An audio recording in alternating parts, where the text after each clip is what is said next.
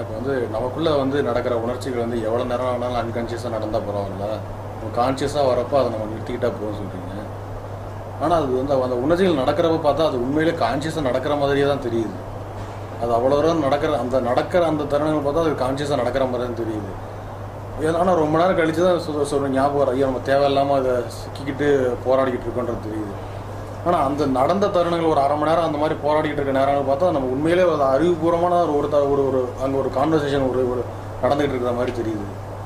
இப்போ நம்ம எப்படி கிளாரிஃபை பண்ணுறது? மேபி இப்போ ஒரு ½ அன் ஹவர் நம்ம தெரியாமல் போராடிட்டோம், ஒரு ½ அன் ஹவருக்கு அப்புறமாட்டி நீங்கள் சொன்னது ஞாபகம் வந்துருச்சு அப்படின்னு நம்ம அதை ஸ்டாப் பண்ணிக்கிறது.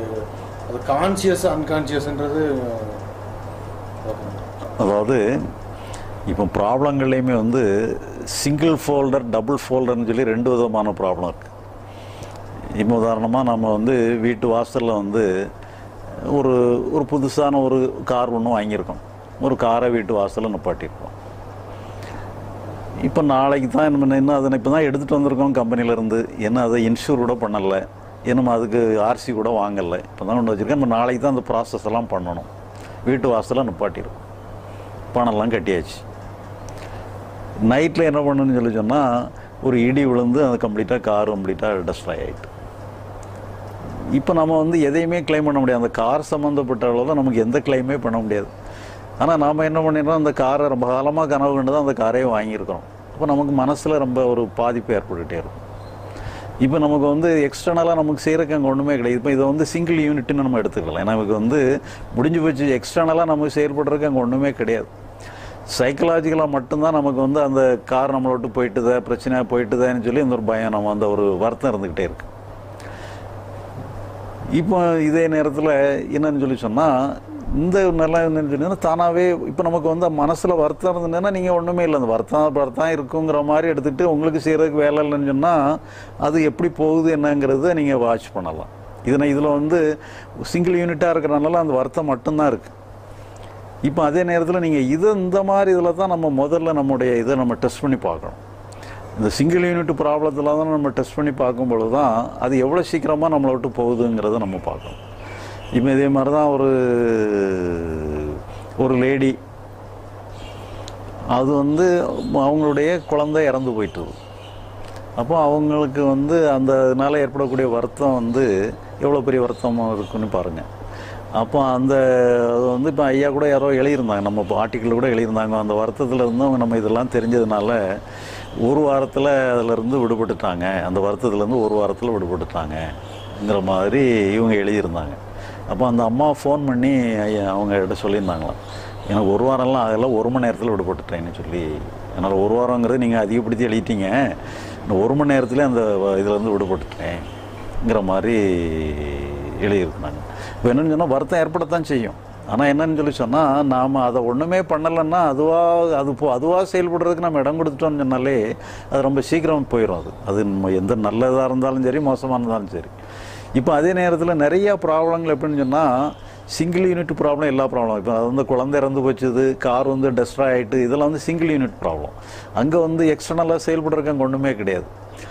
டபுள் யூனிட் ப்ராப்ளத்தில் தான் சில ப்ராப்ளங்கள் வரும். ஏன்னா அங்கே வந்து அகமா புறமாங்கிறதுல கொஞ்சம் கன்ஃபியூஸ் ஆயிரும். உதாரணமாக நீங்கள் வந்து இப்போ காரை நிப்பாட்டிருக்கீங்க, புது காரு, இன்சூரன்ஸ் எல்லாம் பண்ணியிருக்கீங்க, எல்லாமே பண்ணி வச்சுருக்கீங்க, முறையாக வந்திருக்கீங்க, காரை யாரோ களவாண்டுட்டு போயிட்டாங்க. இப்போ இது வந்து கார் உங்களை விட்டு போயிட்டுது, அது ஒரு லாஸ், ஒரு பிரச்சனை தான். ஆனால் அதே நேரத்தில் அதை வந்து அந்த கார் களவு போயிட்டுன்னு சொல்லி சொன்னால் அதை ட்ரேஸ் பண்ணி கொண்டு வர்ற வேலை, அது இன்சூரன்ஸ் இருந்தால் அது கிளைம் பண்ணுற வேலை, இதெல்லாம் உங்களுக்கு இருக்குது. அப்போ வந்து சொன்னால் அது சம்மந்தப்பட்ட வேலைகளும் உங்களுக்கு இருக்குது, எக்ஸ்டர்னலாகவும் வேலை இருக்குது, சைக்கலாஜிக்கலாகவும் உங்களுக்கு ஒரு ப்ராப்ளம் இருக்குது. இப்போ இதில் வந்து சைக்கலாஜிக்கலாக நமக்கு செய்கிறக்கு ஒன்றும் இல்லை. ஆனால் அதே நேரத்தில் என்னென்னு சொல்லி சொன்னால் அதை செய்கிற நேரத்திலேயே உங்களுக்கு சில அது வகையான சில ஒரு அடிச்சனை, ஏன்னா அது வந்து ஒரு முடிஞ்சு போனதில்லை, ஒரு புற செயல்கள் வந்து ஒரு தொடர் நிகழ்ச்சியாக இருக்கிறனால. இப்போ அதே மாதிரி நம்ம ஒரு பிஸ்னஸ் பண்ணிகிட்டு இருக்கோம், அங்கே ஒரு லாஸ் வரும்பொழுது அது சரியாகிற வரைக்கும் நமக்கு ஏதோ ஒரு டென்ஷனை அது க்ரியேட் பண்ணிக்கிட்டே இருக்கும். அப்போ என்னென்னு சொன்னால் புறத்தில் இருந்து ஒரு தூண்டுதல் நமக்கு கொடுத்துட்டு அகமும் அதே நேரத்தில் ரியாக்ட் பண்ணிக்கிட்டே இருக்கும். இப்போ இந்த மாதிரி நிலையில் தான் என்னென்னு சொல்லி சொன்னால், இங்கே நம்ம இந்த நீங்கள் சிங்கிள் யூனிட் ப்ராப்ளத்தில் நீங்கள் வந்து ஃபேஸ் பண்ணி நீங்கள் அதை எப்படி செயல்படணுங்கிறது புரிஞ்சதுக்கு பிறகு நீங்கள் அகத்தில் வந்து அது அப்படி தான் செயல்படணும்னு சொல்லி நேச்சுரலாக எடுத்துக்கிட்டு புறத்தில் நீங்கள் கவனத்தை மட்டும் செலுத்திட்டா போதும். அகம் அப்படி தான் இருக்கும்.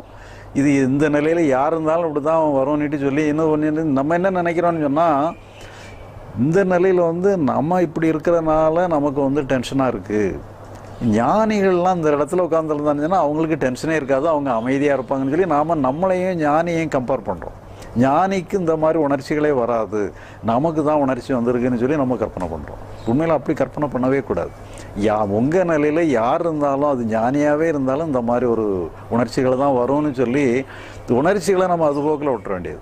நம்ம உணர்ச்சிகளை அதுபோக்கில் விட்டுட்டோம்னு சொன்னால் நமக்கு எது இருக்குன்னு சொன்னால் என்ன ஆப்ஷன் இருக்குன்னா செயல் மட்டும்தான் நம்ம ஆப்ஷன் இருக்கும். அதனால் அங்கே திரும்பிட்டீங்கன்னு சொன்னாலே ஆட்டோமேட்டிக்காக இந்த வேலையை நீங்கள் கையில் விட்டுறணும். இந்த எந்த காரணத்தை கொண்டும் கான்சியஸாக இதை சீரமைக்கிற வேலையை எடுக்கக்கூடாது. அது திருப்பி அந்த உணர்ச்சியே வந்தாலும் அது அப்படி தான் இருக்குன்னு சொல்லி நேச்சுரல்னு எடுத்துக்கிடுங்க.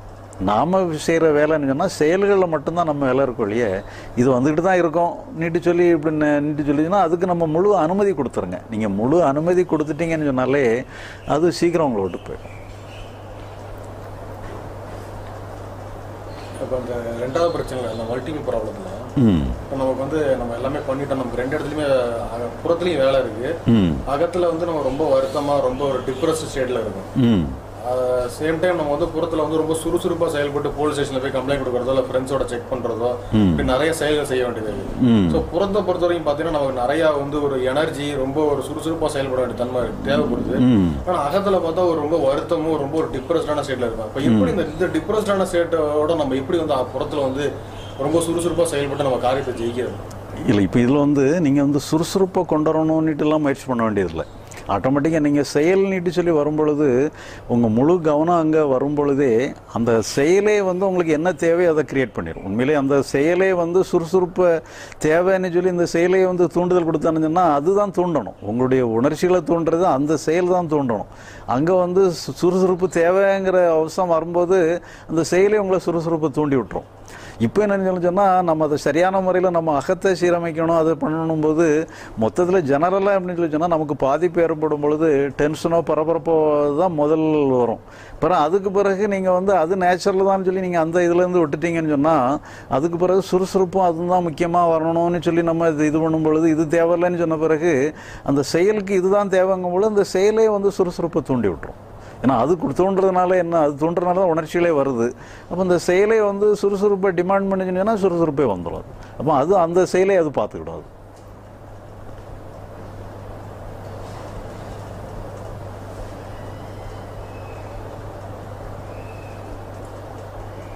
அது இப்போ மொத்தத்தில் என்னன்னு சொன்னால் நம்முடைய மனசை சரி பண்ணுற வேலையை நம்ம கையில் எடுக்கக்கூடாது, அவ்வளோதான். அப்படி எடுத்தோன்னா நம்மளை அறியாமல் எடுத்ததாக இருந்துட்டு போகணும். அறிஞ்சு நம்ம எடுக்க வேண்டிய அவசியம் இல்லை. அது நேச்சுரல் தானே எடுத்துக்கிடணும். எடுத்துட்டோம்னு சொன்னால் அது சீக்கிரம் நம்மளை விட்டு அது சரியாக வந்துடும்.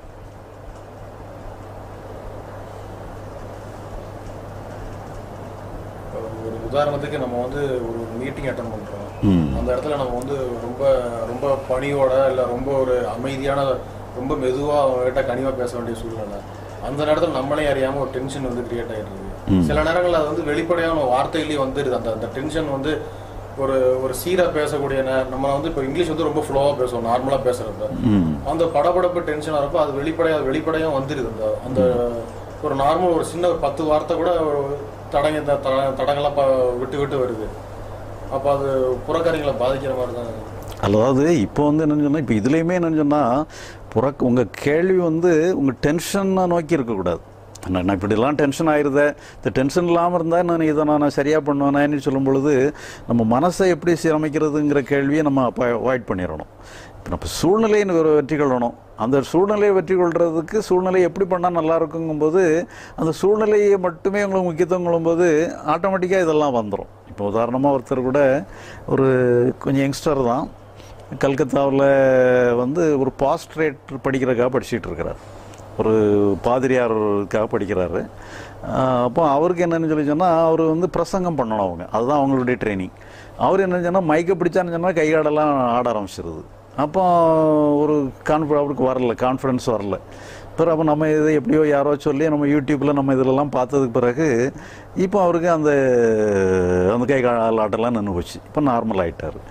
இப்போ இது வந்து மொத்தத்தில் என்னன்னு சொல்லி சொன்னால், இது எப்படி இருந்தாலும் இருந்துட்டு போட்டுன்னு சொல்லி இது அனுமதி கொடுக்கறது தான். இங்கே வந்து அனுமதி தான் கொடுக்கணும். அனுமதி கொடுத்தான்னு சொன்னால் அது ஆட்டோமேட்டிக்காக அது உங்களை விட்டு போயிடும். அது நீங்கள் இதை வந்து நீங்கள் ஃபோக்கஸில் எடுக்கக்கூடாது. இது வந்து எல்லாமே விட்டுற வேண்டியதான், நேச்சுரல்னு சொல்லி ஆல் பாஸ் விட்டுற வேண்டியதான். இப்போ நீங்கள் வந்து இப்போ ஒரு ஸ்கூலில் நீங்கள் வந்து ஆசிரியராக இருக்குன்னு வச்சுக்கிட்டுங்களேன், உங்கள்கிட்ட வந்து ஒரு 50 மாணவர்கள் படிக்கிறாங்க. 50 மாணவர்களுக்கு வந்து நீங்கள் ஒரு தேர்வு வைக்கிறீங்க. அதில் 30 மாணவர்களுக்கு உள்ள பரீட்சை, 30 மாணவர்களுக்கு வந்து பாஸ் மார்க் கொடுத்துட்றீங்க. பாஸ் மார்க் வாங்கினவங்கெல்லாம் என்ன பண்ணுவாங்கன்னு சொன்னால் அடுத்த கிளாஸுக்கு போயிடுவாங்க. நீங்கள் ஒரு 20 மாணவர்களை ஃபெயில் ஆக்கிடுறீங்க, அது சரியில்லைன்னு சொல்லி ஃபெயில் ஆக்கிடுறீங்க. ஃபெயில் ஆக்கினவங்கெல்லாம் எங்கே இருப்பாங்க? உங்களோடய இருந்துடும், உங்கள் கிளாஸ்லேயே இருந்துடுவாங்க. இப்போ இதே மாதிரி தான் நம்மளோட உணர்ச்சிகளெல்லாம் வந்து எல்லா உணர்ச்சிகளும் நேச்சுரல் தான் விட்டான்னு சொன்னால் எல்லாத்துக்கும் பாஸ் மார்க் கொடுக்குற மாதிரி எல்லாம் உங்களை விட்டு போயிடும். இது நேச்சுரல் தான். கை கால் உதறதுனாலும் சரி, டென்ஷனாக இருந்தாலும் சரி, என்ன மாதிரி வர்றதெல்லாம் நேச்சுரல் தான் எடுத்தோன்னு சொன்னால் எல்லாமே பாஸ் ஆகி போயிடும். இது சரியில்லை, சரி பண்ணணும்னா அவங்களோட தங்கிக்கிடும். அதனால் உணர்ச்சிகளை பொறுத்தளவில் எல்லாத்துக்கும் பாஸ் மார்க், ஆல் பாஸ் விட்டுற வேண்டியது தான். சைக்கலாஜிக்கலை பொறுத்தளவு, அகத்தை பொறுத்தளவு ஆல் பாஸ் தான்.